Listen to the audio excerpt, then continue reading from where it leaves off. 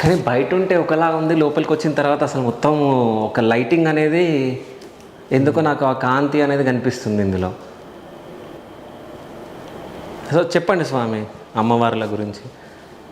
ముగ్గురమ్మలు, మధ్యలో ఉన్న అమ్మ మహాకాళి, ఈ జగతికి మూలం. ఇంకా ఆమె కన్నా మించిన వాళ్ళు లేరు, ఆమె తర్వాత ఎవరూ లేరు. ఆది అనంతం ఏడబోయి ఆగుతుందో ఆ తల్లి. ఓకే. ఇటుపక్క ఉన్న అమ్మవారు లక్ష్మి, ఓకే.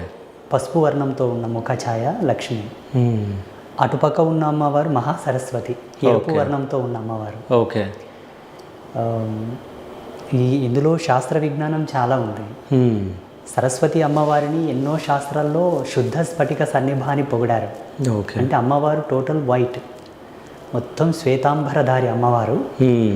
అంటే శుద్ధ స్ఫటికం ఎంత కాంతిగా తెల్లగా ఉంటుందో అలా వర్ణించాయి శాస్త్రాలు. కానీ ఇక్కడ ఉన్న సరస్వతి మాత రెడ్ ఫేస్తో ఉంటుంది, ఎర్రగా. అవును, ఎరుపు వర్ణంలో. అవును.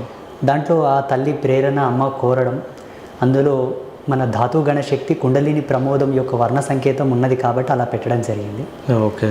సరస్వతి మాత మీద సర్పం ఉండదు, మిగతా దేవతల మీద ఉన్నాయి. ఇప్పుడు ఎల్లమ్మ తల్లి మీద కానీ లేకపోతే ఇంకా కొంతమంది దేవతల మీద సర్పాలు ఉంటాయి. ఒక దేవత తాలూకు ఆమె మీద సర్పం ఉండడానికి గల కారణాలు ఉన్నాయి. కానీ సరస్వతికి మీద సర్పం పడగగా ఉన్నట్టుగా ఎక్కడా లేదు. ఓకే. మన హిందూయిజంలో, మన హిందూ మైథాలజీలో ఎక్కడ లేదు అది. కానీ ఇక్కడ సర్పం ఇచ్చారు అమ్మవారికి. ఓకే. దీంట్లో కూడా ఒక అంతరార్థము ఆమె ఎక్కడ కనిపిస్తుంది. ఓకే, పైన. ఓకే, పైన సర్పం. అవును. ముగ్గురమ్మలకు కూడా పైన సర్పం పడగ పట్టినట్టు, గొడుగు పట్టినట్టుగా ఉంటుంది. అవును. సో అంటే ఎందుకు ఉంది ఇక్కడ? ఇదంతా కూడా జగన్మాత ఎప్పుడు జాగరూకతమైన స్థితిలో ఉంది అని చెప్పడానికి ప్రతీక.